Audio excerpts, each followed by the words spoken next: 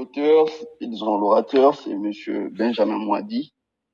Il est assistant à l'Université de Kinshasa, détenteur d'un master en politique internationale et candidat au doctorat en mondialisation, géopolitique et théorie des relations internationales. Ok. Il est auteur de plusieurs articles déjà dans son actif. On peut citer COVID-19 and US-China World War. What should Africa do? C'est publié au journal International Journal of Innovation and Scientific Research en mai 2020. Également auteur de Competitive Globalization and Quest for Strategic Minerals, DRC's Cobalt at the Heart of New Global Stakes Towards the Resources Trap, publié au journal International Journal of Management, Sciences and Business Research en juin 2020.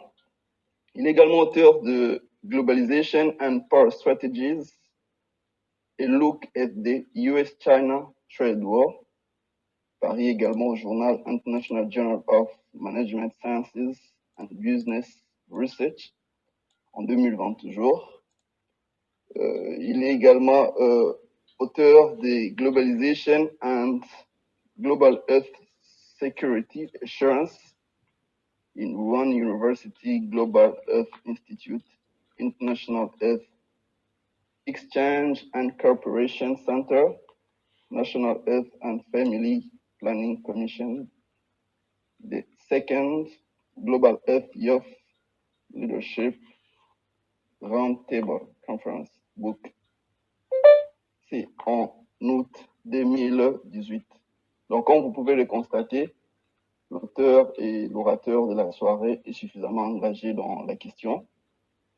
On va lui accorder la parole pour qu'il puisse nous présenter l'essentiel de ses recherches sur l'engagement croissant de la Chine en Afrique, pour voir s'il y a des opportunités ou il y a futur risque.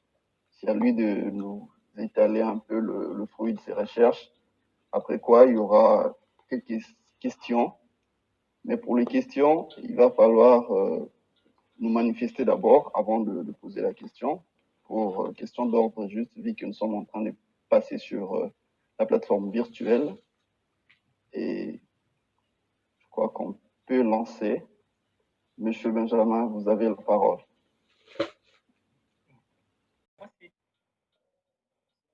C'est bon, c'est bon?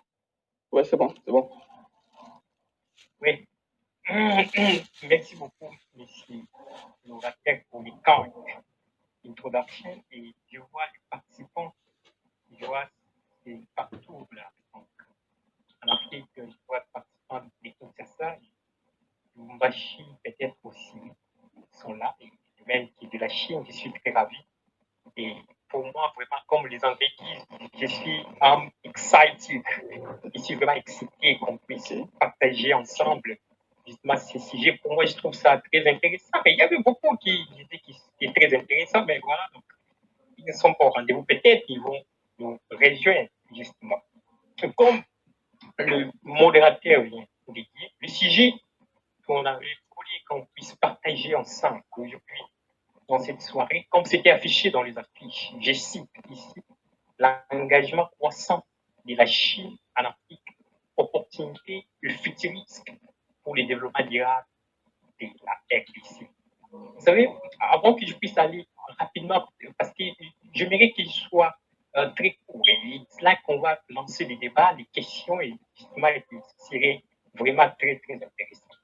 Et je voulais d'abord dissiper quelques malentendus. Vous voyez, le sujet, voilà, annoncé, et pour le notifier, peut-être qu'il peut faire du malentendu, des incompréhensions. Voilà, donc d'autres peuvent dire que voilà, nous sommes en train de croire ou penser que la Chine peut venir justement développer les pays africains, ou soit venir développer la RDC, ou soit la Chine a tendance justement à venir développer la RDC ou soit d'autres pays africains. Donc, donc nous ne pensons pas ici, ou soit je ne pense pas ici. Et donc, nous sommes ici dans la logique de la théorie des G. Je conçois le monde politique comme un G. Et si on veut concevoir le monde politique comme un G, nous allons voir que chaque acteur cherche à tirer les draps de son côté. Chaque acteur a ses intérêts, cherche à tirer du bon dans ces G. Et donc, c'était justement pour dissiper ces malentendus, justement des autres. Mais pour mieux dissiper encore ces malentendus, il est ici intéressant que je puisse justement rapidement définir les concepts clés, rapidement, justement, parce que je ne trouve pas vraiment ça trop important, mais rapidement pour dissiper le malentendu. Quand je suis en train de parler de l'opportunité, je suis en train de voir ici une circonstance, ou soit des circonstances favorables. Et ça, c'est ce que j'ai défini comme opportunité. Et quand je parle de futurisme, j'ai défini futurisme comme un futur indésirable. Futur indésirable. Et lorsque je suis en train de parler du développement durable de la RDC, comme vous savez vraiment très bien, les mots développement durable étaient développés dans voilà, la commission Brundtland et la norvégienne Brundtland 1987, justement. C'est donc ces rapports qui ont défini justement le développement durable comme quoi, développement justement qui répond justement, en fait, qui répond justement aux besoins justement du présent sans compromettre la capacité des générations futures et répondre aux leurs. Mais justement, avec cette définition, nous avons voulu définir de notre manière, à ma manière, le développement durable de la RDC. Donc, de manière rapide, j'ai défini le développement durable de la RDC comme le développement, voilà, le développement qui répond au bien-être des générations présentes sans compromettre la capacité des générations futures de répondre aux leurs. Vous allez constater avec moi que j'ai défini ça avec la notion du bien-être. La notion du bien-être. Je sais qu'il y a des économistes ici. Et donc, la notion du bien-être a un contenu clair. Donc, j'ai voulu justement rendre la notion du développement durable de la RDC plus ou moins concrète. Et donc, en cherchant à rendre cette notion plus ou moins concrète, j'ai voulu définir ça avec la notion du bien-être. Et le bien-être a son contenu, comme on sait très bien. Et donc, son contenu ici, donc, on peut parler du logement. Voilà. On peut parler de l'éducation. On peut parler de la nourriture. On peut parler de la santé, et j'en passe. Et avec cette contenu, soit les contenus de la notion du bien-être, on peut arriver à évaluer les développements durables de la RDC. Parce que ce qui est intéressant, c'est l'évaluation. Et donc, avec le contenu de la nourriture, santé et toutes ces histoires-là, on peut bien évaluer ça avec les indicateurs du développement donc, macroéconomique, comme le produit intérieur brut, le PIB. Et de même, la croissance du PIB, ou soit le PIB par habitant. Mais non seulement le PIB, on peut aussi l'évaluer par la capacité industrielle de la RDC, mais aussi sa capacité à faire du commerce avec les autres. Et donc, à ce sens-là, on peut bien arriver à évaluer cette notion du développement durable. Donc, quand on parle maintenant de la notion du développement durable de la RDC, on peut bien arriver à l'évaluer, à le quantifier. Donc, c'est ça, justement, c'est qui paraît intéressant ici. Mais rapidement ici, je voulais justement clarifier aussi si la notion de l'engagement croissant de la Chine en Afrique. Quand je parle de l'engagement croissant de la Chine en Afrique, je vois l'attachement et coopération croissante justement de la Chine en Afrique via l'hyperrelance de ses activités politico-administratives, économico-financières en Afrique. Et donc, je parlais de l'hyperrelance parce que vous pouvez bien comprendre que Les relations sino-africaines ne datent pas d'aujourd'hui. Si vous alliez sur Google, vous Google seulement l'histoire, parce que je ne suis pas venu vous parler de l'histoire ici. Nous sommes venus expliquer ici. Je ne veux pas parler de la description ici. Vous pouvez aller Google seulement l'histoire des relations Chine-Afrique. Vous pouvez voir que déjà au deuxième siècle, troisième, quatrième siècle avant Jésus-Christ, archéologiquement parlant, vous pouvez bien comprendre que ça date de longtemps, des dynasties chinoises anciennes. Il y a des traces des relations entre la Chine et l'Égypte ancienne, justement. Et donc, on sait très bien que ces relations, justement, avec le siècle de l'humiliation Chine, justement, c'était coupé avec guerre de l'opium et tout, on sent l'invention de la Chine, et l'invention de la Chine, un peu ça, et des relations qui s'étaient un peu relancées avec Première Guerre mondiale, justement, et pas vraiment relancées avec la guerre civile en Chine, et des relations qui vont justement prendre un peu du poids avec la conférence de Bandung, justement, et des relations qui vont encore petit à petit se relancer avec la politique de réouverture de la Chine, justement, 1978 sous Deng Xiaoping. Mais nous sommes en train de voir que depuis 2000, début du 21e siècle, les relations sino-africaines ont pris justement une tendance haussière, donc une croissance de plus en plus haussière depuis 2000. Et donc vous allez voir que depuis 2000, parce que 2000, c'est l'année de l'organisation justement du FOCAC, le premier FOCAC, le Forum de la coopération Chine-Afrique. Et dès que ce forum-là a été organisé, vous allez voir que les relations sino-africaines, depuis 2000, justement, ont pris une tendance haussière. Mais écoutez, rapidement, allons rapidement sur la revue de la littérature. Allons-y très rapidement. Vous savez, il y a plusieurs écrits, comme vous savez. Il y a plusieurs écrits sur les relations Chine-Afrique et les relations, voilà, Chine avec quelques pays, justement. Mais écoutez, si vous lisez ces écrits, vous pouvez justement faire pareil comme moi. J'ai arrivé à résumer tous ces écrits avec des thèses. Des thèses. La première thèse, c'est plus soutenu par des pro-Ouest, comme on dit, des pro-chercheurs, donc des chercheurs occidentaux. Là. Donc, et ils pensent quoi? Et ils disent que la Chine en Afrique, c'est du néocolonialisme. Donc, c'est un peu ça. La Chine est venue justement, donc, bon, et donc voler, voilà, exploiter l'Afrique. Mais il y a d'autres, une autre tendance, ils viennent, ils disent non, attention, là c'est soutenu plus par des chercheurs chinois. Et peut-être aussi des chercheurs pro-Chine. Et ils disent que non, écoutez, la Chine est venue justement donner du poids aux pays africains, justement. Mais écoutez, ces écrits, vous allez voir que ce sont plus dans les généralités. Ils sont dans les généralités de ces écrits, dans des considérations donc générales. Mais moi, j'ai dit ceci. Pour mieux comprendre les relations Chine-Afrique, il ne faut pas seulement se baser dans les considérations générales. Il faut descendre, analyser cas par cas par cas. Et si nous analysons cas par cas, et nous pouvons bien comprendre les relations entre Chine et la RDC, Chine-Congo-Brazzaville, Chine-Angola, et à ce sens-là. Mais si vous regardez les écrits entre la Chine et d'autres pays, des cas par cas, par exemple avec la RDC, des cas par cas avec d'autres pays, vous allez voir qu'il n'y a pas aussi assez des écrits sur les analyses. Vous allez voir que la plupart des écrits, ce sont les descriptions, les présentations. La plupart des écrits, vous allez voir, voilà, on relate un peu l'histoire, un peu ça. Ou soit on fait des présentations, des descriptions. Donc, en gros, la plupart des écrits posent la question du comment.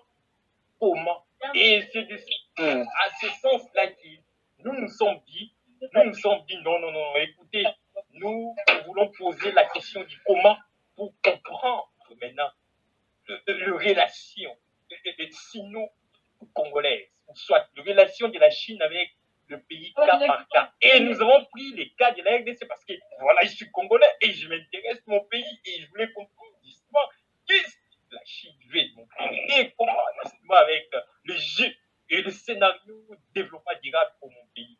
Et de cela, aujourd'hui, dans cette soirée, la question sur la table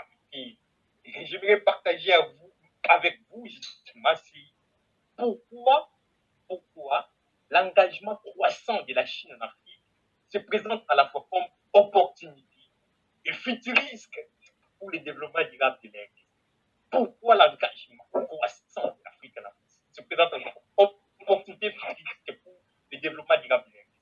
Analysons d'abord pourquoi opportunité. Et après, nous allons analyser pourquoi futuriste. Et je vais dire quelques mots seulement sur des suggestions ou quoi. Et après, on peut lancer le débat sur les questions, justement. Et donc, si on veut analyser d'abord pourquoi l'opportunité, je donne d'abord mon premier argument. Je dis opportunité à cause de la nature substantielle de la Chine en Afrique, à cause de sa nature substantielle. Et j'ai raisonné, je dis, voilà, donc la nature substantielle de la Chine en Afrique, c'est une opportunité pour le développement durable de l'Inde. Et maintenant, ici, on devait découvrir, savoir quelle est la nature substantielle de la Chine en Afrique. Écoutez, plusieurs chercheurs, quand ils parlent de la Chine en Afrique, ils aiment plus utiliser le concept de Joseph Nye. Joseph Nye, c'est un spécialiste américain, c'est un politologue américain. Le monsieur politologue américain, déjà en 1990, à la réponse de l'ouvrage de Paul Kennedy, The Rise and Fall of Cold Powers, et Joseph Nye, il va publier un ouvrage en 1990, Born to Lead, Changing That American Power. Les limites pour diriger, changer la nature de la puissance américaine. Mais il ne va pas s'arrêter là. En 2004, Joseph Nye va publier encore un autre ouvrage, Soft Power, The Means to Success in World Politics. Puissance 12, moyens pour réussir dans le monde politique. Et en 2008, il va publier encore un autre ouvrage, La puissance pour diriger. Et en 2011, Le futur de puissance. Et dans ces ouvrages, Joseph Nye, il analyse aussi justement la typologie justement de puissance. Et il dégage trois typologies de puissance. Soft, hard et smart. Et hard, il dit que c'est la coexistence. Smart, c'est la combinaison de hard et soft. Et soft, il dit que c'est la persuasion. La persuasion. Et vous allez voir que la plupart des chercheurs, quand ils parlent de l'analyse, quand ils parlent de la nature substantielle de la Chine en Afrique, ils utilisent le concept de Joseph Nye, soft power. Mais quand vous utilisez le concept de Joseph Nye, soft power, vous devez savoir le contenu de ce concept. Qui voulait dire Joseph Nye? Parce que c'est son concept. Donc vous ne pouvez pas utiliser les concepts de l'autre de manière abusive. Si vous lisez Joseph Nye, vous allez trouver que non, son concept, c'est plutôt le valeur. C'est plutôt la culture, c'est plutôt la diplomatie qu'il est en train de parler. Dans son concept de soft power, il n'inclut pas justement la dimension économique. Il n'inclut pas la dimension économique. Et ici, ça devient maintenant clair. Ça devient maintenant clair. Si on veut dire que la nature de la Chine en Afrique, c'est du soft power, on va dire que nous sommes woke, justement. Et parce que la Chine est plus le concept de Joseph Nye. Parce que le concept de Joseph Nye, justement, n'intègre pas la dimension économique. Et donc, on devrait chercher une autre manière pour définir la nature substantielle de la Chine en Afrique.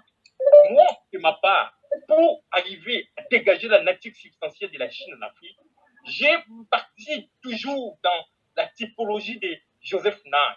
J'ai tiré son mot du soft et j'ai ajouté avec engagement, soft engagement, l'engagement doux.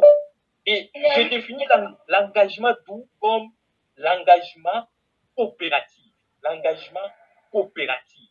Et donc, j'ai dit que la nature substantielle de la Chine en Afrique, ce n'est pas du soft power. Pour moi, c'est plutôt le soft engagement. Pourquoi j'ai dit le soft engagement? Dans le soft engagement, c'est pourquoi j'ai intégré la dimension économique, la dimension financière, de même que la dimension financière d'analyse. Et vous allez voir que la manière dont la Chine deal avec le pays africain, et donc le concept de soft engagement, justement, fit avec la manière dont la Chine deal avec le pays africain. Mais maintenant, le point, c'est quoi ici? Le point, nous sommes en train de chercher l'opportunité. Je sais que vous êtes en train de vous demander où est l'opportunité ici pour le développement durable de la RDC. Mais écoutez, lorsque la Chine justement, euh, euh, euh, deal avec le pays africain dans la logique de la coopération, vous allez voir que cette idée de la coopération est en train justement de prendre une tendance haussière de plus en plus sur les continents africains. Et vous allez voir que l'Afrique est arrivée, voire même à penser à devenir le bloc économique le plus puissant au monde avec African Continent Free Trade Agreement signé au Rwanda, justement. Et donc l'idée de la coopération est en train de monter de plus en plus en Afrique avec justement cet engagement croissant de la Chine en Afrique. Et vous êtes en train de demander encore où est l'opportunité. Mais écoutez ici, cette idée de la coopération qui est en train de monter de plus en plus sur les continents africains, et donc veut justement la paix. Parce qu'on ne peut pas faire la coopération s'il n'y a pas la paix, justement. Et donc, si la coopération est en train de prendre de plus en plus une tendance haussière, et de plus en plus l'idée de la paix est en train de monter de plus en plus sur les continents africains. Regardez, par exemple, dans la partie est de l'Afrique, et nous avons une communauté là-bas, East African Community. East African Community Today, je vais parler en anglais ici, quoi. Et aujourd'hui, c'est une des communautés la plus dynamique de l'Afrique, avec une croissance économique qui, justement, est aux environs de 7 et 6%, justement. Et vous allez voir que cette tendance-là, de plus en plus, vous allez voir que dans la partie est de l'Afrique, l'idée de la coopération est en train de monter de plus en plus. Et cette idée de la coopération, pour que ça soit effectif, la paix importe, justement. Mais l'opportunité, où est maintenant l'opportunité pour la RDC? Regardez, pour notre développement durable, vous savez très bien que la RDC a besoin de paix. Nous avons besoin de la paix. On cherche à tout moment la paix. Nous sommes de plus en plus dérangés de la partie est de notre pays. Partout, on plaire la paix. Et donc, on ne peut pas parler de développement durable de la RDC sans la paix. Mais lorsque la Chine est en train de s'engager de plus en plus sur les continents africains, son engagement de plus en plus croissant sur les continents africains, et donc augmente de plus en plus l'idée de la coopération en Afrique. Et cette coopération qui est en train de monter de plus en plus sur les continents africains veut justement la paix. Et c'est ça justement l'opportunité, la RDC devrait justement comprendre et analyser, capitaliser comment amener la paix dans sa partie est, comment amener la paix justement dans son pays avec cette idée de la coopération qui est en train de monter de plus en plus. Là, c'est le premier point justement de l'opportunité. Et le deuxième point que je voulais souligner ici, c'est l'augmentation des demandes, ou soit des exportations formelles du continent africain. Quand je parle des exportations formelles, je parle des exportations enregistrées, donc des exportations enregistrées, donc pas donc formelles. Et donc en contrario de l'informel. C'est clair ici de comprendre, justement. C'est clair de comprendre ici que lorsque le partenaire qu'on appelle le partenaire traditionnel de pays africains, lorsqu'ils étaient seuls sur le continent africain, on peut bien comprendre que voilà, ils étaient seuls. Ici, pour comprendre ça, je vais annoncer une théorie ici. Bon, j'annonce directement, c'est la théorie justement de l'offre et de la demande, justement. Avec la théorie de l'offre et de la demande, vous allez comprendre ce que je suis en train de dire ici. Et donc, quand le pays est africain, parce que nous, on se focalise dans la vente justement de matières premières. On a des matières premières qui nous sommes en train de vendre. C'est tout notre pays. Et quand on vend nos matières premières, voilà, lorsque la Chine n'était pas encore dans l'engagement croissant en Afrique, on vendait au Ouest, aux Occidentaux. Et maintenant, dans le marché africain, ce n'est plus seulement les Occidentaux. Avec l'engagement croissant de la Chine en Afrique, donc nous avons maintenant des marges de manœuvre, justement, dans le jeu pour la vente de nos minéraux, justement. Et donc, pas seulement aux Occidentaux, mais la Chine aussi est là. Et avec ces marges de manœuvre, si avec les Occidentaux, il y avait d'autres mafias qui se faisaient, justement, et donc des mafias qui se passaient. Et maintenant, avec la Chine est venue balancer, justement, ce marché qui se faisait seulement avec le monde occidental. Et quand la Chine est venue balancer, justement, et ça augmente les exportations formelles du continent africain. Si vous regardez le graphique, si je n'ai pas de graphique ici, depuis 2000 ans, la Chine s'est engagée justement de manière croissante en Afrique. Vous allez voir depuis 2000 et donc le graphique démontre bien justement les augmentations des exportations enregistrées formelles de pays africains. Et de cela, justement, quand on parle des exportations formelles enregistrées, nous voyons les revenus, nous voyons les recettes de l'État. On ne peut pas penser le développement durable de l'agriculture sans justement ces recettes, sans la canalisation de ces recettes. Avec la Chine, les Occidentaux ne sont plus seuls et ils sont en train de se balancer mutuellement. Les Occidentaux contrôlent la Chine contrôle aussi les Occidentaux.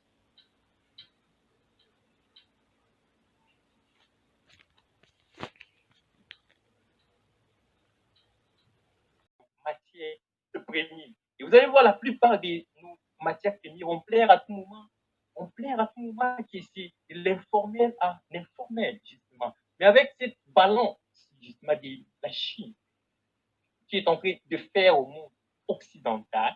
Et donc, vous allez voir qu'il y a une opportunité là-bas pour la RDC de bien formenter, arranger ces exportations et que ça soit bien enregistré et que ça puisse générer des capitaux. Et cela, ça serait intéressant pour son développement durable. Là, c'est le deuxième point. Le troisième point, c'est clair et simple. Je ne vais pas m'attarder là-bas. Le troisième point, c'est au niveau de l'augmentation des prix de matières premières. Ici aussi, c'est la loi de l'offre et de la demande. C'est très simple et très clair.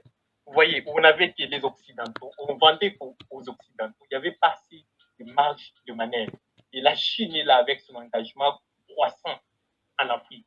Et dès que la Chine est là avec son engagement croissant en Afrique, nous avons des marges de manœuvre. C'est comme si vous allez au marché. Et donc, vous allez au marché. Et donc, vous voyez. Et donc, vous vendez quelque chose et il y a un seul monsieur qui veut seulement acheter. Vous allez voir que vous n'avez pas assez de marge de manœuvre. Vous risquez de vendre vous-même votre prix pas dans une très bonne. Elle fait balance justement au monde occidental. Et nous avons de marge de manœuvre justement. Et vous allez voir aussi, avec son engagement croissant en Afrique, parce que son engagement croissant en Afrique, ça s'accompagne aussi avec justement son roi, sa montée. Et la montée de la Chine et son engagement croissant en Afrique, et vous allez voir que la Chine est devenue de plus en plus consommatrice de matières premières. Et quand la Chine consomme plus de matières premières, et donc c'est très clair, la loi de l'offre et de la demande peut bien expliquer ça. Donc, quand les autres veulent, quand vous allez, les prix sont en train d'augmenter aussi. Et c'est une opportunité pour la RDC, une opportunité. Je donne seulement un cas ici les cas du cobalt, justement. Et quand tout le monde est en train de se précipiter, et donc nous avons de marge de manœuvre, les cobalt aujourd'hui se qualifient minerai stratégique, parce que tout le monde le veut, justement. Et donc, c'est à ce sens-là, une opportunité encore pour prendre un pays, donc récupérer un peu de capitaux, justement des revenus essentiels pour notre développement durable. Et le dernier point de l'opportunité ici, je parle de l'industrialisation et diversification économique des pays africains. Vous allez voir que la Chine est en train de s'engager de plus en plus sur le continent africain. Il s'engage de plus en plus. La Chine est à la recherche des matières premières. La Chine avance. Mais quand la Chine avance, vous allez voir que de plus en plus, les investissements directs étrangers de la Chine est en train de s'augmenter de plus en plus en Afrique. Si vous regardez le graphique, depuis 2000, ces investissements est dans une tendance justement haussière, malgré justement donc, avec la Covid, un peu ça, et avec quoi, un peu de la compétition maintenant entre Chine et États-Unis, et un peu une tendance quoi baissière là, mais c'est toujours une tendance haussière depuis 2000, des investissements directs étrangers de la Chine en Afrique.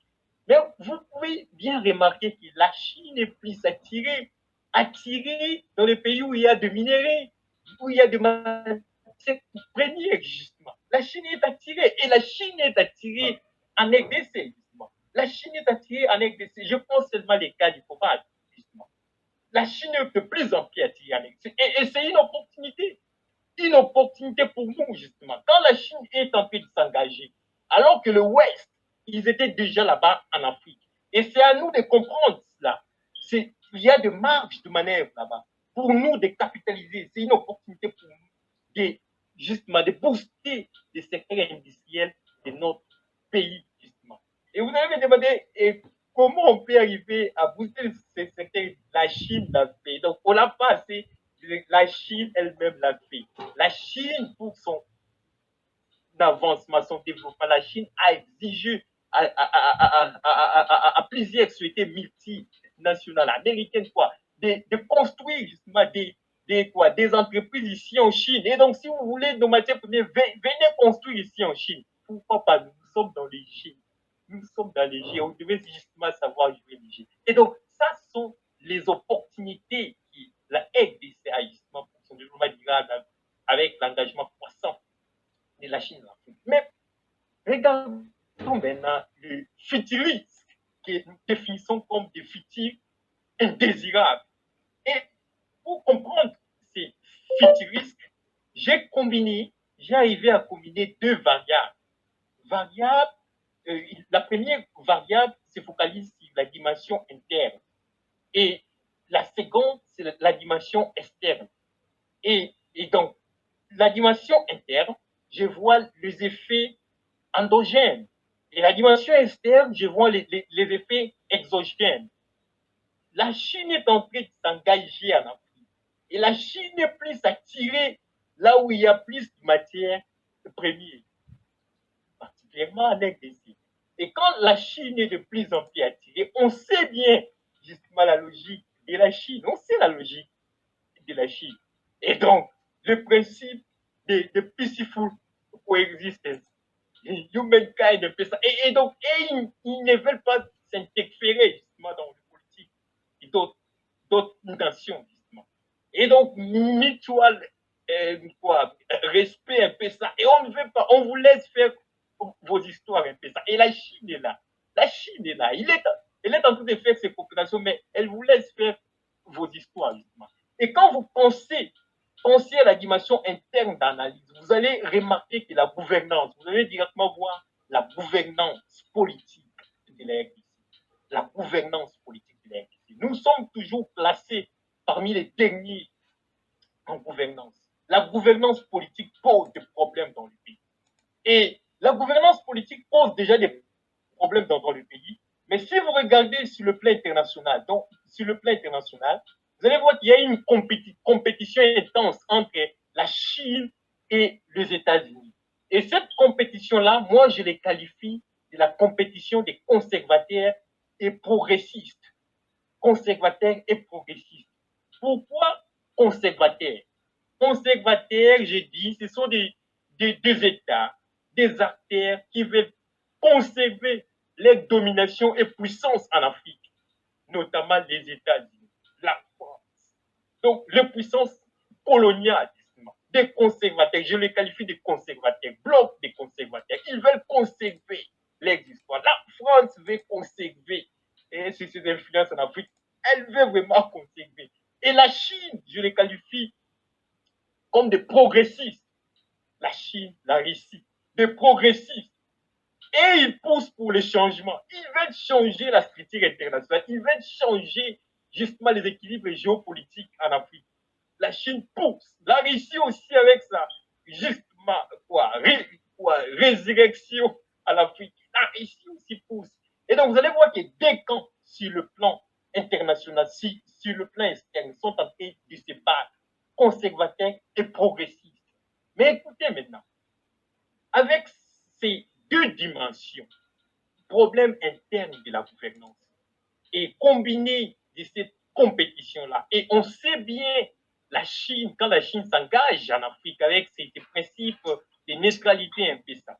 Et si vous combinez tous ces effets-là, vous allez bien comprendre que voilà, il se dégage quatre types de pièges. Donc, j'ai arrivé à dégager quatre types de pièges. Et ces pièges, je les considère comme justement de futurs risques pour le développement durable de la RDC. Et le premier piège, j'ai dit, c'est le piège des ressources. C'est le piège des ressources. Et le piège des ressources, voilà, ça frappe les États. Voilà, les États en abondance de minéraux. Vous avez des minéraux, mais vos minéraux, ça produit absolument rien en termes justement de développement. Ça produit absolument rien en termes de l'avancement du pays. Vous vendez, vous signez du contrat, mais ça fait absolument rien justement en termes de l'avancement du pays. Ça produit plutôt la stagnation économique, l'instabilité, des cacophonies de toutes sortes, justement. Et donc, c'est ça le piège des ressources. Et ici, vous pouvez mieux comprendre ici l'échec, justement, du contrat chinois signé, justement, en 2007, 2008, 2009, justement. Et avec l'État congolais, je pense ici au Sikoma et NMP. Vous pouvez comprendre l'échec là-dessus. Donc, on était déjà justement tombé dans ces pièges de ressources. Et donc, on signe des contrats, on fait des deals, mais ça ne contribue pas au développement du pays. Ça ne contribue à rien de l'avancement pour le développement durable du pays. Et c'est ça le premier piège. C'est ça, justement, le premier risque, futuriste pour la RDC. Et pourquoi nous avons déjà expliqué les problèmes de la gouvernance. La gouvernance, la gouvernance politique. Nous sommes toujours les derniers en gouvernance politique. La corruption, concussion et toutes sortes de histoires. La font père, comme vous savez bien en RDC. Font père en RDC. Et tous, justement, relèvent de l'interdépendance très complexe. Je vous l'ai dit, moi-même très complexe. Si seulement vous suivez et si vous suivez le procès du directeur du cabinet du chef de l'État, vous pouvez bien comprendre l'interdépendance complexe de la corruption en RDC. Vous pouvez bien comprendre. Donc si on veut descendre, et donc fêter la corruption en RDC, vous allez voir qu'il y a même des bébés risquent d'être arrêtés. Des bébés risquent d'être arrêtés parce que c'est vraiment de l'interdépendance complexe. Le bénéficiaire sont assez nombreux, donc on n'arrive même pas à comprendre. Donc c'est un peu ça, c'est le premier piège des ressources. Et le deuxième piège, c'est le piège de la dépendance. Vous voyez, quand la Chine s'engage de plus en plus en Afrique, la Chine s'intéresse plus justement dans le coin des matières premières. S'intéresse et implicitement en RDC. Si vous regardez bien nos relations entre la Chine et notre pays, vous allez voir que la Chine est notre premier partenaire, justement, en termes de pays, bien sûr, parce que l'Union européenne, voilà, beaucoup de pays. En termes de pays, c'est la Chine, justement. Et vous allez voir que la Chine, en elle seule, et donc, importe donc, la RDC exporte, right? Exporte en Chine, ou quoi, importe en Chine plus de 60% des exportations. Parce que vous savez très bien que nous, notre économie se focalise plus sur vente de matières premières, justement. Et cette vente, c'est la Chine qui, justement, est la première, justement, et de plus de 60%, justement, plus de 60%. Et cela veut dire quoi? Cela veut dire tout simplement que si ça bat en Chine, si la Chine bloque, si il y a des bousculades en Chine, nous aussi, notre économie va tomber. justement. Et donc, c'est justement ça le piège de la dépendance. Et donc, si vous êtes dans ces pièges-là, vous dépendez justement du pays où vous vendez, ou soit où vous injectez vos matières premières. Si ça pète là-bas, et c'est fini. Et si le pays là croise des bras, vous aussi, votre économie, justement, c'est fini. Donc, c'est ça, justement, le piège de la dépendance. Et ce piège, justement, ça se voit clairement avec les relations, l'engagement croissant de la Chine et, justement, les relations Chine-RDC. Et le troisième piège, c'est le piège de la production et dégradation environnementale. Vous voyez, quand la Chine s'engage en Afrique, comme j'avais déjà dit, la Chine s'intéresse aux matières premières. Et en RDC qu'il faut aller, il faut aller en RDC. Et quand la Chine, justement, va en RDC, mais nous avons un problème de la gouvernance. Et quand la Chine est en train d'exploiter ces minéraux, parce que je considère la Chine ici comme un acteur aussi, un acteur dans le jeu. Là, c'est pas la Chine qui va vous dire d'arranger vos politiques et arranger l'environnement. Non, la Chine ici, ils ont leurs pays, ils ont leurs propres problèmes, voire même de pollution ici. Donc, et je ne sais pas, ils veulent aussi, peut-être on puisse entrer aussi dans ce piège-là. Vous voyez. Et donc, la Chine ne peut pas arranger votre environnement. C'est à nous, avec la gouvernance, quand on est en train d'exploiter le numérique, de penser justement avec le problème de l'environnement. Et si on n'arrive pas à penser avec le problème de l'environnement, ok, on va tomber dans le piège de la production et dégradation environnementale. Et le dernier piège, pour justement citer et terminer, le dernier piège, c'est le piège le plus connu, tout le monde en parle, le piège de la dette. Le piège de la dette ici, et donc les cas que tout le monde en parle, c'est les cas de Sri Lanka et tout ça. Oui. Et donc, la Chine est ouverte aujourd'hui aux pays africains. La Chine, quand elle s'engage de plus en plus sur les continents africains, la Chine amène du pognon, la Chine amène de l'argent.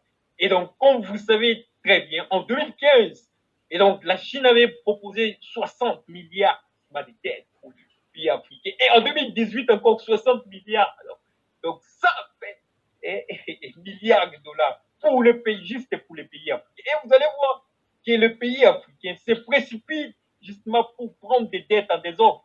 Mais écoutez, dans le piège de la dette, justement, économiquement parlant, on sait très bien que la dette n'est pas une mauvaise chose.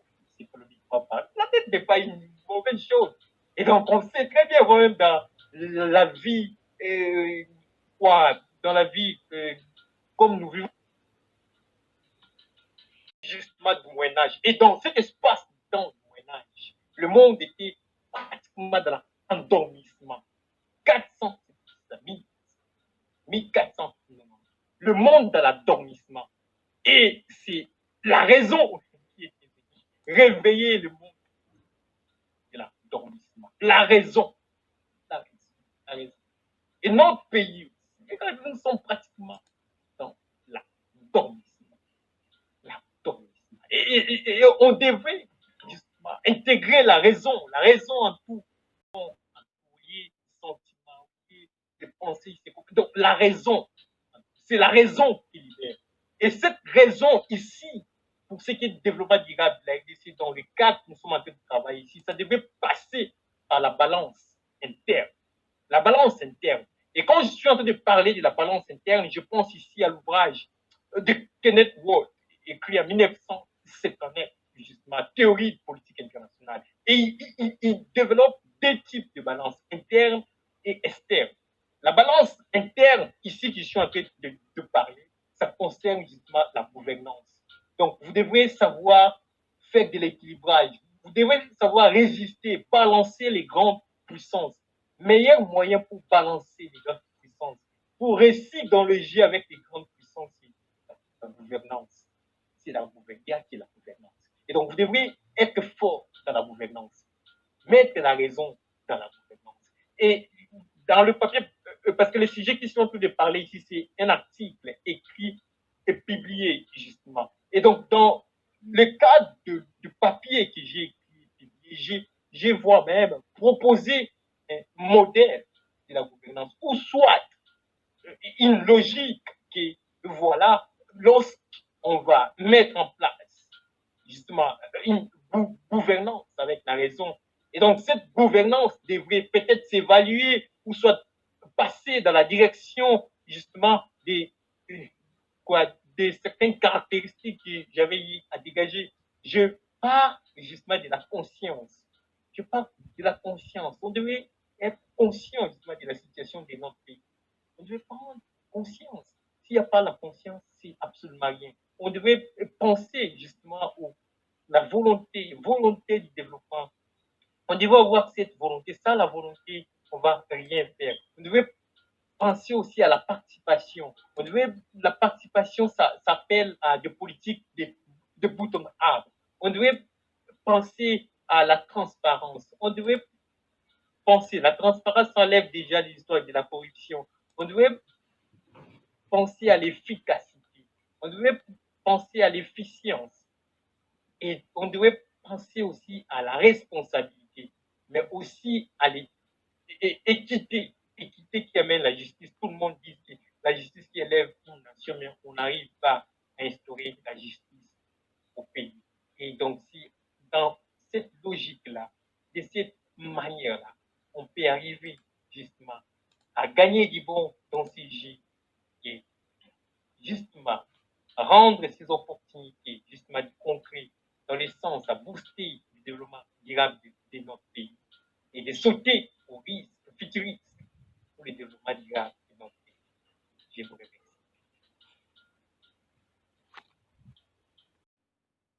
Vous m'avez capté? Oui, nous sommes là.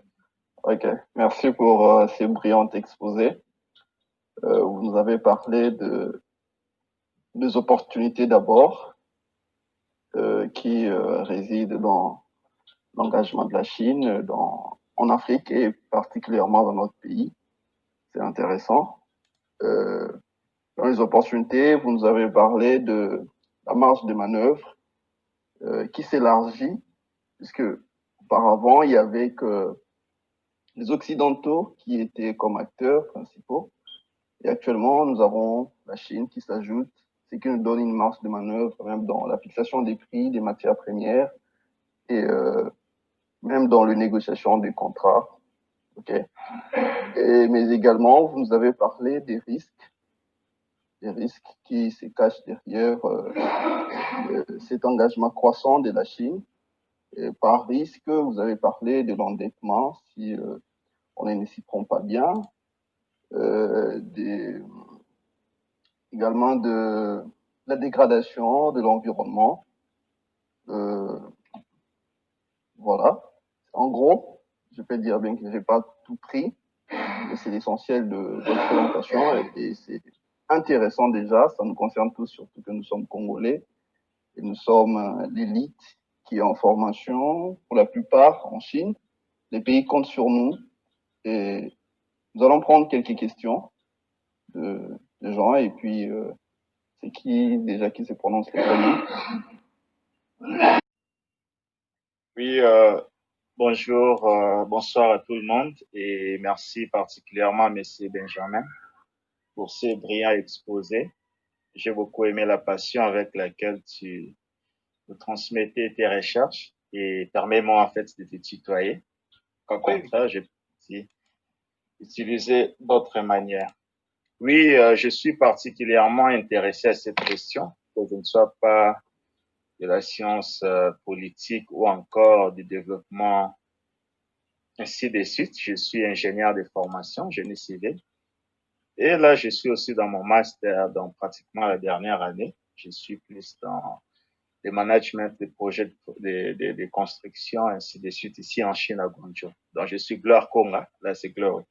Et j'ai beaucoup suivi l'exposé. En fait, vous nous avez présenté 4 opportunités et aussi 4 pièges. Je me dis, c'est la balance. Donc, en quelque sorte, il n'y a pas à craindre. Ce n'est que la loi de la nature, du genre, toute chose qui a des effets positifs peuvent aussi avoir des effets négatifs.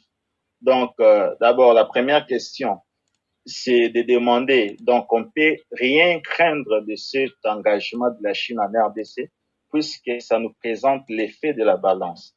Deuxième question, c'est de demander, il s'est avéré avec le temps que chaque pays, chaque grande puissance qui s'engage dans un pays pour la conquête, cela a été démontré avec le Japon, avec l'Union soviétique, vient avec elle un système de valeurs euh, par lesquelles ils peuvent bien faire instaurer leur domination. Donner un exemple, le cas de l'Europe. Ils ont venu avec un système de valeurs, en fait avec la colonisation pour l'imposer en Afrique, de telle sorte qu'avec ces, bon, moi j'appelle ça, c'est soi-disant droits de l'homme, Human Watch, Rights, c'est une manière de dire, si tu veux aller à l'encontre de ces valeurs, cela peut te rattraper, une question de te contrôler, sans pourtant que ça soit vrai. Parce qu'eux-mêmes, ils violent leurs propres lois. On peut les voir aussi avec l'Union soviétique, quand ils viennent avec le marxisme, ainsi de suite, pour aussi amener les pays qu'ils veulent conquérir à avoir les mêmes valeurs, les mêmes politiques avec eux pour bien, en fait, parler les mêmes langages. Alors, avec la Chine, nous connaissons les systèmes en place. Est-ce qu'il n'y a pas crainte, en fait, parce que tu ne l'as pas mentionné, je ne sais pas, je me dis la liste n'est pas exhaustive, ou bien carrément pour vous, ça ne présente pas un grand risque. Est-ce qu'il n'y a pas ces risques-là de voir ces efforts à l'état embryonnaire de la démocratie à l'occidental qui s'installe en Afrique en général et en RDC en particulier, être totalement balayés puisque l'engagement de la Chine amènera aussi leurs valeurs pour en fait bien installer leur domination. En fait, et aussi, là, par rapport à ces deux questions, je pense que je reviendrai après pour peut-être donner une remarque ou soit partager d'autres idées, vu que c'est un sujet par lequel je passe beaucoup de temps dans la recherche. Merci beaucoup. Oui, j'ai vraiment aimé ces questions. Je vois que vous intéressez vraiment à la question. Des questions vraiment très, très intéressantes. Et la première question que vous avez évoquée, le cas de la balance. 4 pièges, 4 opportunités. Et c'est n'est que normal. Donc, on ne peut pas craindre, justement. Et donc, en réalité, l'option d'aborder ces sujets, de raisonner sur ces sujets, le papier que j'ai écrit, ce n'est pas pour faire peur ou soit que les gens puissent craindre, justement. Au début, je parlais que nous sommes dans le G. Nous sommes dans le G. Je conçois le monde politique comme un G. Et donc, la Chine, les Chinois ne sont pas des pasteurs, ni des prophètes, justement. Ils vont venir pour quoi? Donc, avec de l'amour, ou si c'est quoi? Ou si c'est de l'apostolat là-bas. Non, ce n'est pas de l'apostolat, c'est les intérêts ici. Et donc, nous sommes dans un G. Et dans le G, et voilà, les Chinois, et ils cherchent les intérêts. Et nous aussi, de notre côté, on devrait justement penser aussi à nos intérêts. Et maintenant, ce papier ici, quand j'ai dégagé ce piège et opportunité, justement pour élucider et expliquer justement qu'est-ce qui se passe, quels sont vraiment justement donc, les enjeux au-dessous là-bas, les explications qu'on peut justement comprendre. Maintenant, la Chine s'engage et justement avec l'idée du développement durable de l'Air. C'est élucidé pour qu'on puisse mieux comprendre. Et si on comprend bien les G, on comprend bien les G, et donc on a plus de la chance justement de sauter comme j'ai dit là, de sauter le piège et de voir les opportunités. Et quand j'ai donné 4, on n'est pas vraiment en réalité exhaustif ou exhaustif justement. Et donc, c'est justement ce que j'ai trouvé important, donc de pièges importants, soit des opportunités importantes par rapport au travail que j'ai analysé, qu'il écrivait, donc c'est à ce sens-là. Donc, il n'y a pas à craindre, il n'y a pas à craindre, c'est léger, on peut comprendre comment bien jouer léger. Et si on ne sait pas comprendre, on serait à tout moment roulé. Et donc, on serait roulé. Parce que les Chinois ne sont pas des pastèques, bien sûr. Et donc, pour la question des valeurs, une question encore intéressante. Ça, c'est encore vraiment très, très, très intéressant. Vous allez voir, sur le plan officiel, la Chine dit que non, nous, on ne veut pas transmettre nos idées, nos valeurs. Oui, je peux parler moi-même sur le plan direct.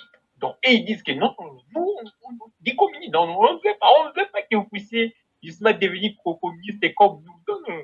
Et ils appellent ça du confucianisme, justement, un peu ça. Donc, le messier là, Confucius, avec sa philosophie, lui, ne forçait pas déjà. Donc, l'idée, c'est ça. Donc, si vous me regardez, vous sentez que, il est bon, hein? Ok, vous me copiez. Moi, je ne vais pas vous dire il faut me copier comme, justement, comme vous avez parlé des homework, comme politique des homework, politique des devoirs des Occidentaux, et fais ceci, fais ceci, fais ceci. Mais les Chinois, ils ne sont pas là. Donc, sur le plan direct, ou soit officiel, et ils ne sont pas là. Mais voilà, vous avez le point que vous avez souligné là, là maintenant, c'est de manière indirecte.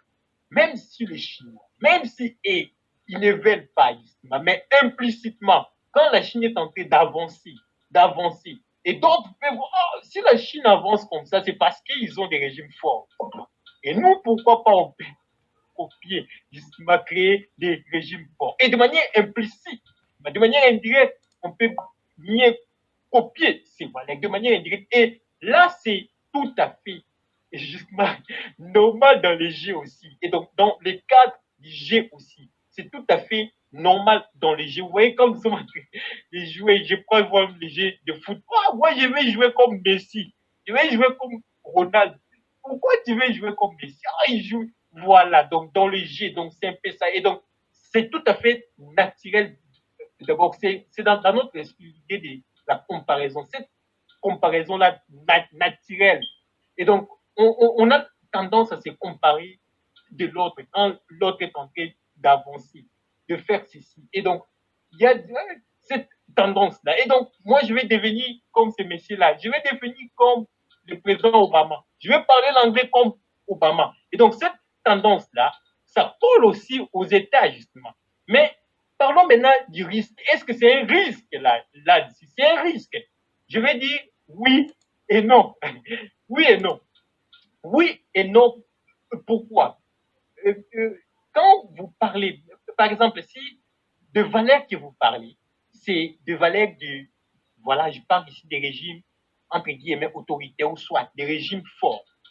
Si vous regardez bien dans l'histoire de l'Afrique, oui, effectivement, l'Afrique a déjà eu des régimes forts. Et voilà, Antiquité ou quoi, donc royaume, un peu ça. Donc, nous avons eu aussi des régimes forts. Et voire même en Égypte, Égypte ancienne, il y a eu des régimes forts, mais on a senti les avancements du développement là-bas d'Égypte. Si vous lisez l'histoire du monde, vous allez voir que l'Égypte était une grande puissance, mais c'était un régime fort. C'était déjà en Afrique. Et ça ne serait pas du nouveau, justement. Alors, on était déjà dans le régime fort, justement. Et donc, c'est un peu ça. Et donc, dans ce sens-là, vous voyez, donc les risques, voilà, donc ça serait un peu minimisé dans ce sens-là. Et ça dépend maintenant de valeurs aujourd'hui avec des histoires de la mondialisation. Et ça.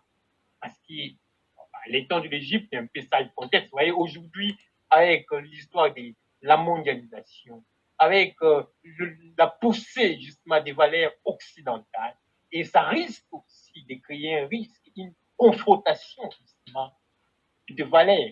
Et pourquoi confrontation de valeurs? Aujourd'hui, ouais, avec la colonisation, nous sommes de plus en plus, nous sommes maintenant habitués avec des valeurs de l'Occident occidental, de plus en plus. Et maintenant, quand le valeur de la Chine aussi vont justement prendre corps en Afrique, et ça serait une sorte de guerre de valeurs, une sorte de guerre de valeurs. Et ça va créer aussi des camps là-bas, en Afrique, des valeurs conservateurs et progressistes. Et effectivement, c'est un risque aussi, risque en termes de valeurs. Et là, je pense que c'est un élément très, très important, mais dans mon papier, je n'ai pas eu à analyser ça. C'est intéressant. Intéressant. Je ne sais pas si vous avez encore à répondre ou soit des questions. Ça. Bon, pour ma part, je laisse la place aux autres peut-être de poser des questions, mais j'aurai un point à signaler peut-être après. Donc, merci beaucoup pour la réponse. Ok, ok, merci. Donc,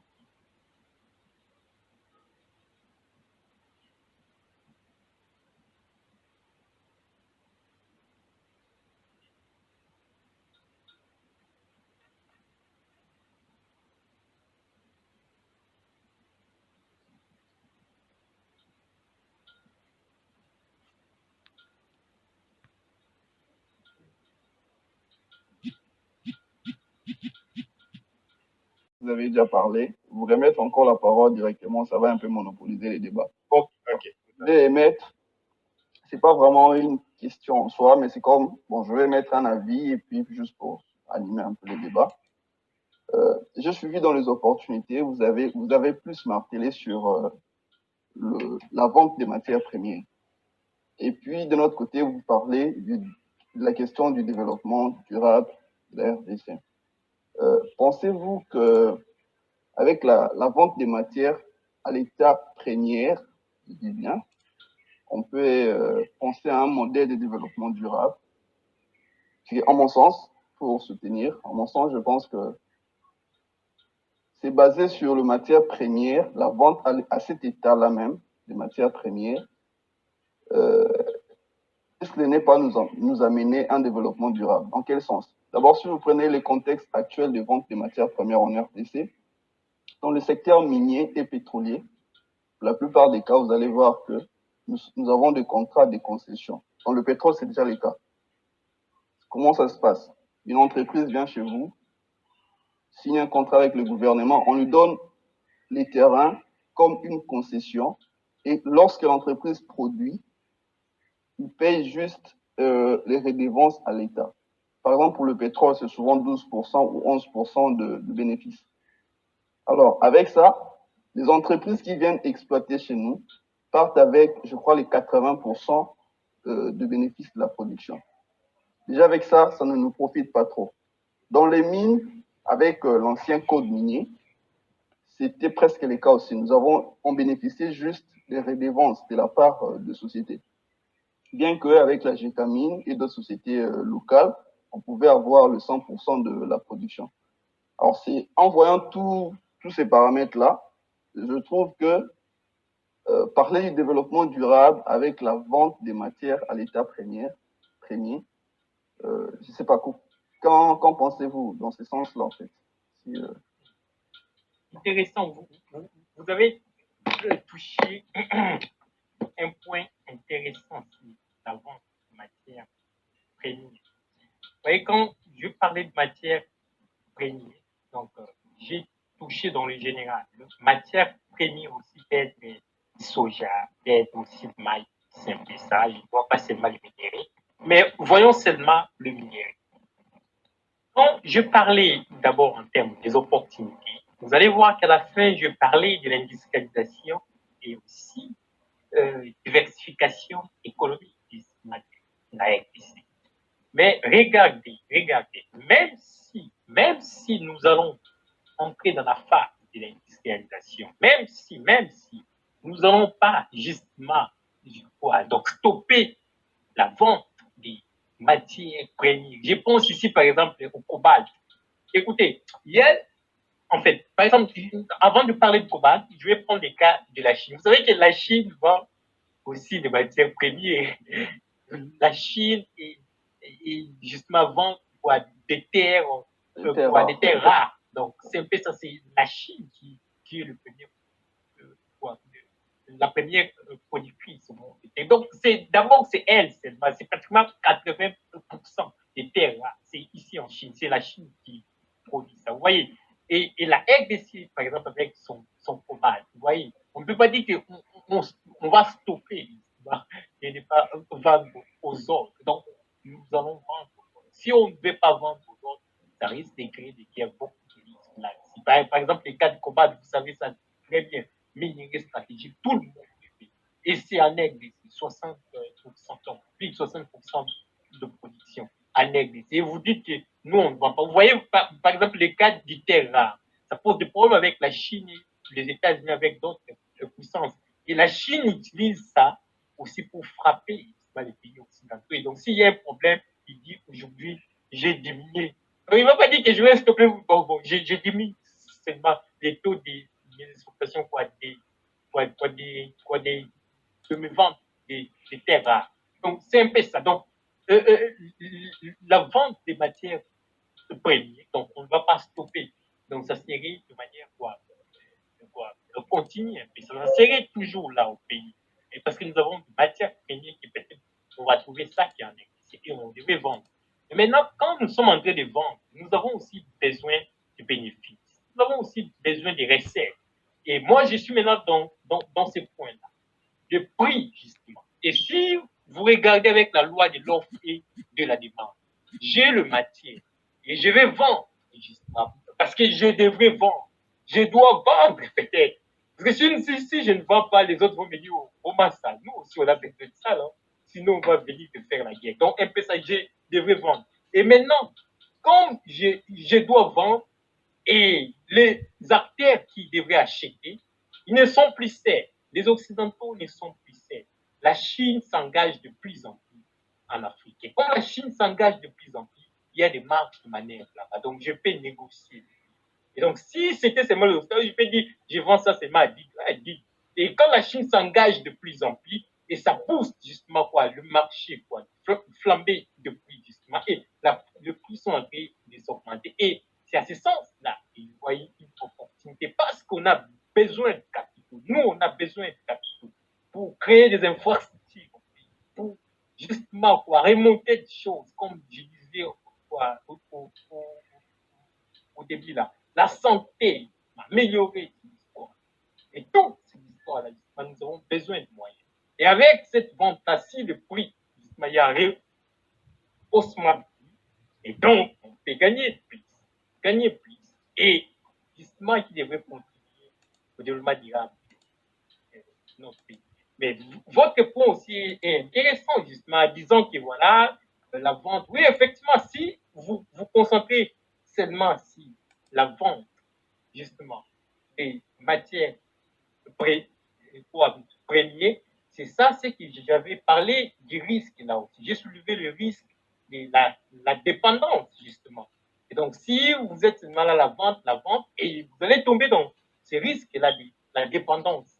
Et donc, c'est ces risques-là aussi, la RDC, justement, nous sommes pratiquement dans le piège, là, dans le piège de la dépendance. Donc, on vend que le matière première, on vend que le matière première, on vend et on se focalise seulement là-bas donc, en vendant le matière première. Et donc, on reste seulement là. Et on reste là et nous dépendons de cette vente-là. Et une fois il y a des chutes, bousculades, et directement notre économie aussi va tomber. Et donc, c'est un peu ça. Ok, merci. Il y a le président qui continue. Président Alain, vous êtes là? Apparemment, son micro pose un problème. Bon, mais les relations d'une grande puissance comme la Chine, qui constitue, selon l'exposé qui vient de nous être présenté ce soir, des opportunités qui peuvent être mises à. Est-ce que c'est de la part des gouvernés ou des gouvernants? Tout peut partir d'une pulsion du changement pour qu'il y ait une bonne gouvernance. Étant réactionniste, je pense qu'aussi vous pouvez avoir quand même des éléments de réponse là-dessus. Et les temps vraiment fait défaut. Une fois de plus, la modération et surtout toute l'audience, je vous souhaite déjà une bonne suite du week-end et merci pour la participation de tout un chacun. C'était les derniers mots que j'avais. Mais tant que M.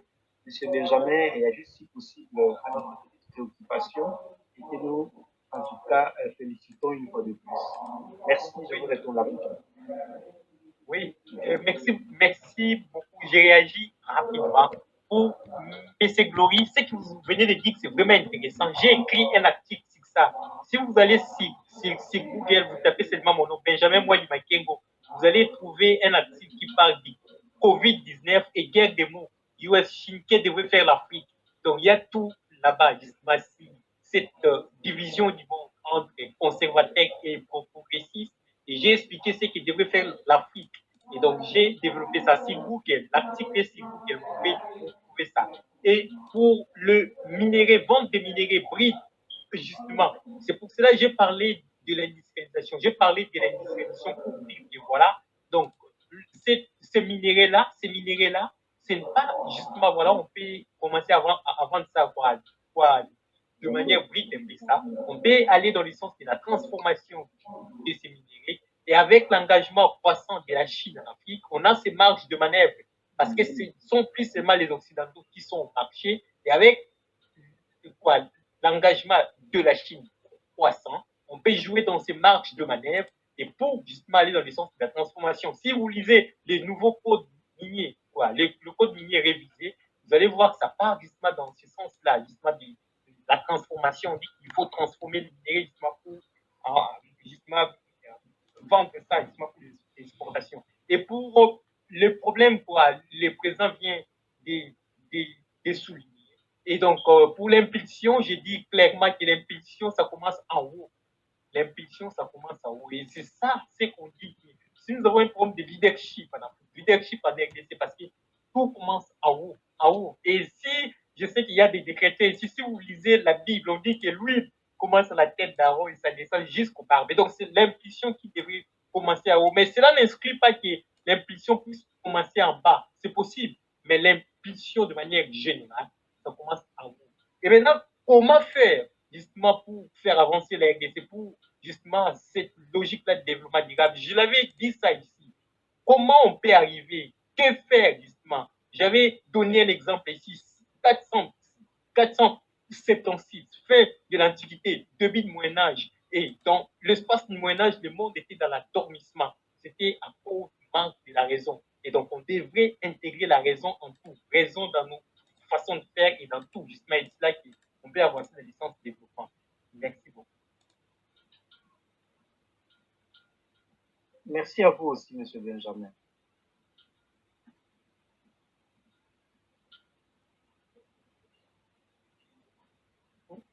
Monsieur mon modérateur, ouvrez l'audio, ouvrez votre audio. Sorry. Bon, j'étais juste en train de remercier tout le monde d'avoir pris part à cette conférence et pour les autres préoccupations ou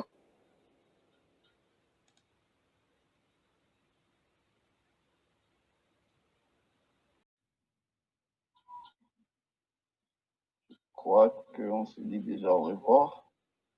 Merci à tout le monde et merci particulièrement au professeur Jean Lilongo qui a pris part.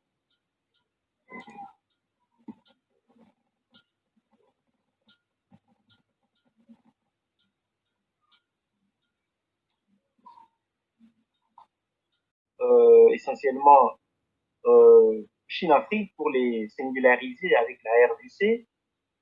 En ce qui concerne les opportunités aujourd'hui que vous venez d'évoquer, c'est vraiment, moi je pense que c'est même un problème de, comme les gens viennent de le dire, il y a des intervenants qui a évoqué la question sur peut-être le retour, si vous voulez bien, de la guerre froide ou du monde bipolaire. Donc, à ce niveau ici déjà, à ce niveau, est-ce que pensez-vous vraiment la RDC doit faire quelle option? Parce que vous en avez parlé. Je voudrais avoir ici une précision avec peut-être des éléments assez convaincants parce que ici, on sent que la Chine est en train de venir de donner une balance. Ça nous permet, nous, Congolais, de faire un choix sur les marchés compte tenu de la loi, de l'offre et de la demande, comme vous l'avez plusieurs fois ici évoqué. Alors, s'il faut maintenant s'aligner, où devrait s'aligner les Congo-Kinshasa, M. Benjamin? Voilà en fait une préoccupation. Voilà. Merci. Une préoccupation très intéressante. Comme je disais, j'ai publié un article sur ça. Le Covid-19 et guerre des mots US-Chine, que devrait faire l'Afrique. Et il y a un autre article que je suis en train d'écrire maintenant même. Je pense que ça va faire aussi l'objet d'une conférence débat avec les Chinois. Les titres, c'est COVID-19 et Power Games in Africa. Can Sino-African Relation We Stand. Et donc, c'est un article qui sera publié, je pense que c'est moi à la fin de ce mois. Avec cette question-là, vous allez voir que c'est vraiment intéressant aujourd'hui. Pourquoi c'est intéressant? Parce que nous avons l'histoire. Parce qu'on sait bien que dans la guerre froide, entre les États-Unis et l'URSS, le monde était déjà divisé. Et ce n'est pas du nouveau. Ce n'est pas du nouveau parce que nous avons déjà un cas dans le passé. Et comme nous avons déjà un cas clair dans le passé, cela veut dire quoi? Cela veut dire qu'on devrait l'aider, comme on dit, apprendre de nos erreurs du passé. Est-ce que nous avons intérêt à copier, à faire encore les erreurs du passé, ou on devrait faire mieux de ne pas justement faire encore les erreurs du passé? Mais regardez maintenant avec la situation actuelle de notre pays. Notre économie, c'est la Chine. Et la politique, c'est les Occidentaux. Et donc, c'est les deux camps que je suis en train de parler là, le camp des conservateurs et le camp des progressistes. Notre économie, c'est entre les mains des progressistes et la politique, c'est entre les mains des conservateurs. Alors là, donc, alors, ça devient un problème. Ça devient un problème. Est-ce que ce genre de relation, permettez, monsieur l'orateur, est-ce que ce genre de relations peuvent nous être profitables? Vous voyez déjà, quand vous évoquez cet aspect, est-ce que ce genre de relations peuvent nous être profitables? Si elles peuvent nous être profitables, de quelle manière? Ce sont ces éléments, en fait, des éléments, si vous voulez, que vous pouvez avancer, des preuves que je désire vraiment entendre. Et comment est-ce que les Congolais que nous sommes, nous pouvons faire profiter, en dépit de cette balance, si vous voulez bien, c'est pas une balance à son sens vrai, mais en fait, nous sommes dans une sorte de déséquilibre. La politique est ailleurs, le soutien économique de notre côté. Comment est-ce que pensez-vous les Congolais peuvent en tirer profit de par sa gouvernance, en dépit de ce qu'elle est? Qu'est-ce que nous pouvons faire? Oui, intéressant encore. Je n'avais pas encore terminé. Vous voyez, quand je suis en train de parler ici, vous voyez, parce que notre pays, on devrait, parce que nous sommes tous Congolais ici, on sait très bien, notre cas, c'est un cas atypique, donc c'est vraiment terrible pour comprendre. Parce que quand on parle des États ici, les États, on voit les artères qui sont en jeu, et donc il n'y a pas de passion ici, il n'y a pas de compassion ici, il n'y a pas justement si c'est quoi. Donc c'est les intérêts ici. Mais avec notre pays, ça pose problème. Pourquoi ça pose problème? On va voir justement les problèmes de leadership, donc problème de leadership. Et on va commencer à se questionner ici le problème de la légitimité des institutions. Vous voyez? Et donc, pourquoi aujourd'hui notre politique est de plus en plus entre les mains de conservateurs? Pourquoi? Leadership, comme on dit, Mado, importe ici. Parce que si le leader est faible, et donc quand les conservateurs disent A, vous aussi vous disiez A. Quand ils disent B, vous aussi B. Et vous êtes au milieu, vous ne savez pas où aller, comme aujourd'hui. Donc on ne sait pas. L'économie, c'est là-bas. Quand ils rentrent chez les Chinois donnent les dons. Vous voyez des dons à tout moment. La première dame de la Chine est en train d'envoyer des dons là-bas. Sarkozy aussi qui, Macron envoie aussi des dons. Et donc quand lui veut bouger, et les Chinois aussi vont dire, nous, on a donné aussi des dons. Quand nous sommes au milieu, et donc le leadership ici, c'est important. Donc on devrait avoir un leader et penser justement à la gouvernance. Et si nous avons une bonne gouvernance politique et un bon leader, et vous allez voir qu'on va capitaliser dans ces jeux en balançant justement les deux grandes puissances, soit les deux grands blocs. Comme M. Glory disait ici, le Premier ministre de la Malaisie dit aux pays de l'Asie du Sud-Est de ne pas prendre position. C'est stratégique. Rester là. Mais le pays de l'Asie de l'Asie du Sud-Est, vous allez voir que les économies sont en train d'avancer de plus en plus que le pays africain. Parce qu'ils ont arrangé, ils arrangent de plus en plus leur gouvernance. Et si vous ne voulez pas prendre position, vous voulez rester, demeurer là, c'est la gouvernance qui va justement porter comme importe ici. Et donc, c'est votre gouvernance qui va vous aider justement à demeurer, à rester, à ne pas bouger justement quand le vent va venir, parce que le vent va venir. Et ils vont bouger, et aussi ils vont bouger. Et si vous êtes fort dans la gouvernance et leadership, et vous pouvez résister et gagner des deux côtés. Parce que si vous êtes au milieu, vous êtes fort, vous avez des piliers, vous allez gagner et dans les camps du conservateur et dans les camps des progressistes. C'est pratiquement au début, si vous pouvez voir, avec le problème de la Covid. Nous sommes en train de gagner en termes de dons et aides du côté des progressistes et du côté des conservateurs. Mais nous sommes encore au début, ça peut changer. C'est juste au début. Parce qu'eux aussi, ils sont en train de calculer. Nous sommes dans un jeu ici. Ce sont des calculateurs. Quand ils viennent avec des dons et aides, ils sont en train de raisonner. J'ai déjà donné 3 aides. Hein. Donc, je devrais gagner aussi dessous aussi. Donc, un peu ça. Donc, les conservateurs nous amènent des dons. Les progressistes aussi nous amènent des dons. Et nous sommes au milieu. Nous sommes en train de prendre les dons des États-Unis. Nous sommes en train de prendre les dons de la France, de la Chine, un peu ça. Donc, c'est fait à ce sens-là. Et on devrait continuer à ce sens-là. Mais pour qu'on puisse y arriver, c'est la gouvernance et leadership. C'est à ce sens-là qu'on peut y arriver.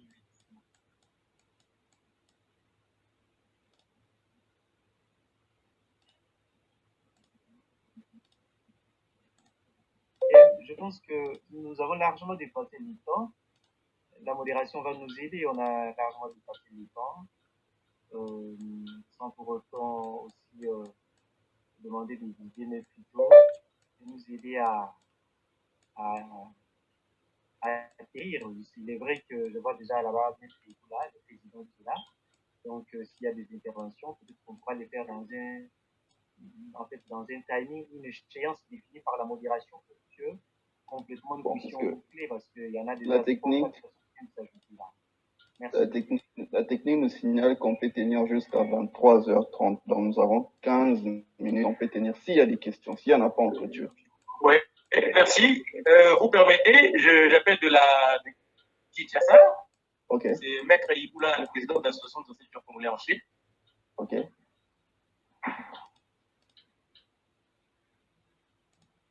Vous me suivez? Oui. Oui, maître, nous vous écoutons.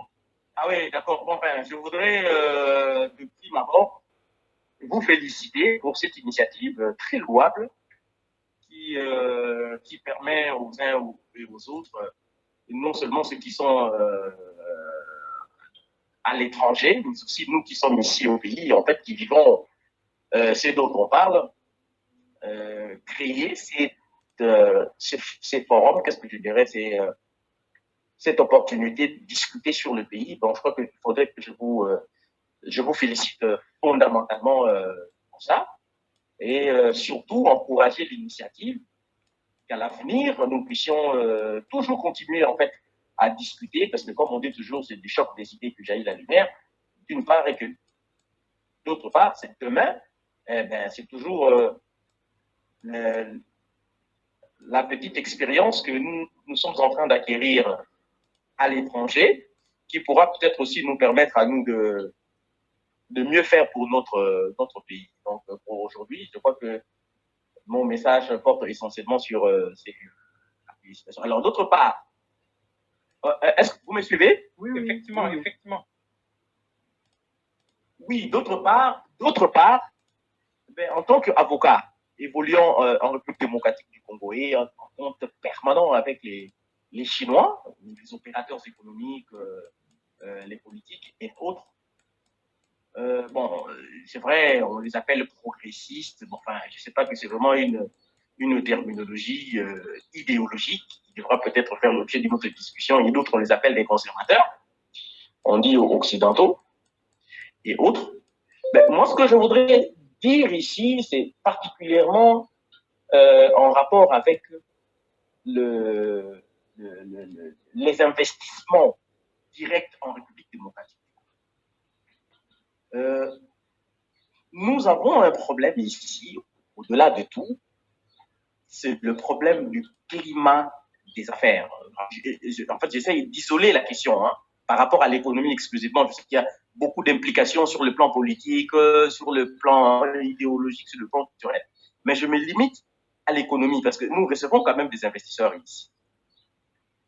Je pense que lorsque aujourd'hui le chef de l'État, dans la République démocratique du Congo, parle de l'État de droit, c'est une initiative qu'il faut encourager et qui devrait en principe se développer du côté du climat des affaires, du côté de la réception des investissements en République démocratique. Parce que je peux vous rassurer, hier, on nous disait qu'en 3 jours, on peut créer une entreprise en République démocratique du Congo. Eh bien, rassurez-vous, selon les informations en ma possession, il y a plus de 6 mois que les agents de guichet unique de création d'entreprise, ils ne sont pas payés. Et du coup, ça impacte les délais de création d'entreprise. J'en ai l'expérience. Vous pouvez obtenir le registre du commerce, le RCCM, le registre du commerce et des crédits immobiliers, au bout de 3-4 jours, mais pour obtenir l'identification nationale, au départ, l'identification nationale était également pas établie, mais plutôt les démarches étaient faites aussi par des guichets uniques, et que vous revenez après 4-5 jours pour obtenir et l'identification nationale, et le registre du commerce et le numéro d'impôt. Et aujourd'hui, et même le permis d'exploitation au niveau de l'environnement, mais aujourd'hui, rassurez-vous, c'est impossible de les obtenir en 1 mois ou 2 mois. Vous avez votre RCCM, mais il faut aller au niveau du secrétariat général de l'économie, au niveau du ministère de l'industrie, de l'environnement, ou encore à la DGI, pour vous faire établir vous-même alors que vous avez payé pour tout. Donc ça, c'est déjà un problème. Mais notre problème, c'est quoi? C'est la sécurité juridique et la sécurité judiciaire. Je veux dire insécurité juridique et insécurité judiciaire. Ce sont des points qui posent énormément de problèmes dans notre pays, au point de décourager plusieurs, et même ceux qui sont là, il n'est pas facile d'évoluer comme opérateur économique dans notre pays.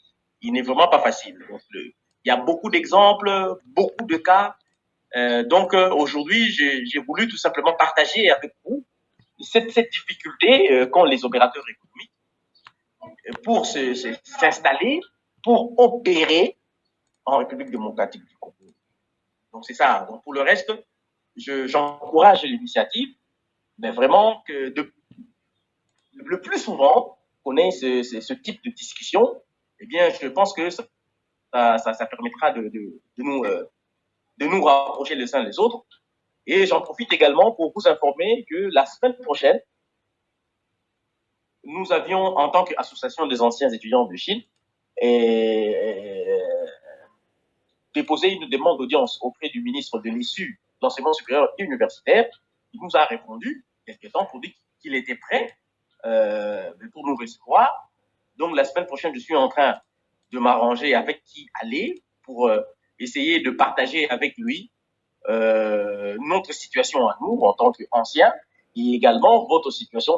Je crois que c'est vous qui êtes plutôt le plus concerné, les étudiants congolais qui sont encore en Chine. Oui. C'est à peu près ça.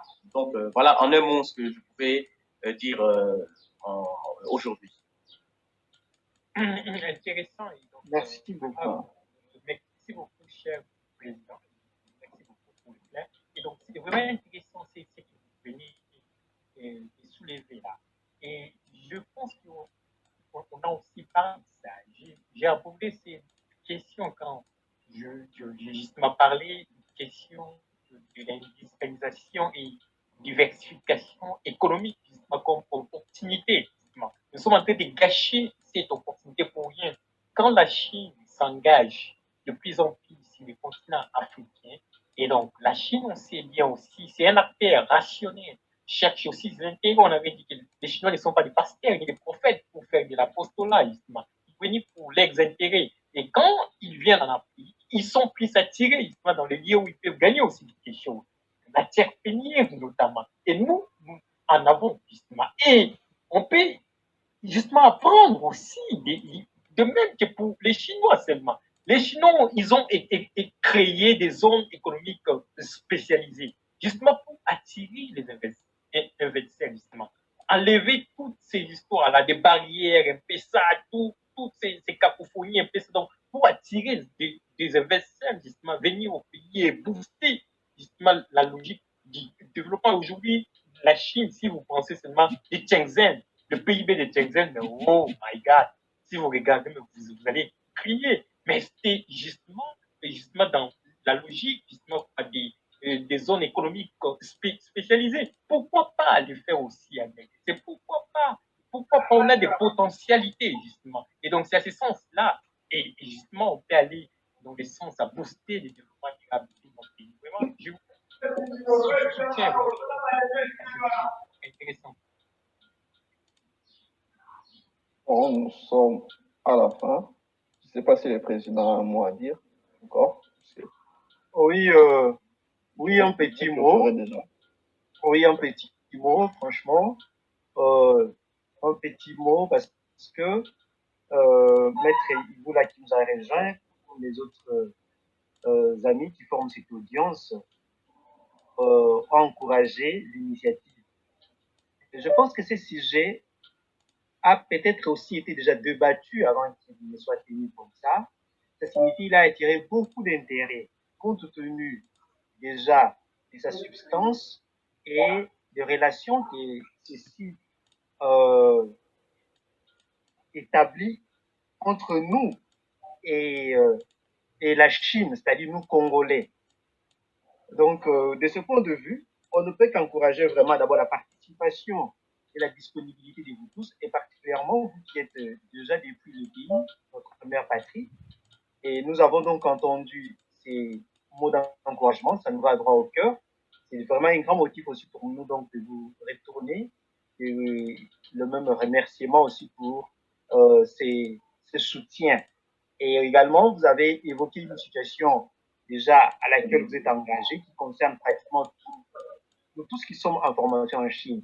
Et donc, nous vous joindrons aussi. Et c'est par ces mots-là que je vais retourner la parole à la modération pour clôturer et aussi remercier cette équipe cet après, en fait, des 7 nuits, si vous voulez bien, qui nous a vraiment nourris et a suivi notre soif d'information. Une fois de plus, merci à CGO. Je disais donc M. Benjamin et M. Moïse. Merci une fois de plus. Donc, au revoir. Ok, au revoir. Merci, Président. C'est par ces mots que nous clôturons notre conférence. Disons merci aux gens qui nous ont joints à partir de Kinshasa. Là, je vois le professeur Liongo et Maître Iboula et Monsieur Jonathan Panzou qui était avec nous, mais qui a un problème de connexion, s'est déconnecté. Merci également à tous ceux qui sont joints à nous à partir de la Chine, notre grande communauté. Restez connectés dans notre groupe, vous aurez toujours des informations et il y aura des conférences et puis il y aura plusieurs sujets intéressants. Et je vous souhaite une excellente soirée. J'ai des problèmes techniques. Oui, Yeah. oui. Nous sommes en train de vous écouter, cher maître. Oui. Ah, il y a le professeur qui veut parler. Ok, vous avez la parole, professeur. Je suis venu en retard compte tenu des aléas de la capitale, ici, dans un embouteillage. Mais ce que je dois dire, c'est que je félicite l'orateur, je félicite Benjamin. Il a terminé en donnant un élément important, une seule phrase. Nous devons la de craindre les impérialistes, les étrangers qui viennent chez nous, mais ils peuvent nous aider à ne plus craindre. Il a dit que le leadership au niveau national, le leadership national et la bonne gouvernance, c'est ce qui fait défaut chez nous. Le leadership n'est pas là. Depuis Mobutu jusqu'à aujourd'hui, il n'y a plus de leadership. C'est ce qui fait que nous craignons. Les étrangers peuvent venir. Nous avons nos ressources, nous avons ce qu'on peut leur donner. Mais si on a un leadership fort, un leadership bien organisé, on ne peut pas les craindre. Nous allons partager les avantages ensemble. C'est vraiment ce que j'avais à dire. C'est l'idée principale qu'il faut retenir. Nous sommes dans les relations stratégiques, mais quand on est fort extérieur, on peut pas craindre l'extérieur. Vraiment, j'aurai l'occasion de participer à d'autres rencontres. Pour aujourd'hui, c'est tout ce que j'avais à dire.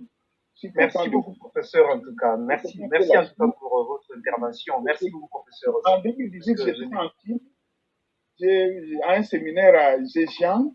C'est pourquoi je m'intéresse beaucoup à ce qui se fait en Chine. Okay. Merci, professeur. C'est nous qui vous remercions, vraiment. Merci. Okay. La technique, vous pouvez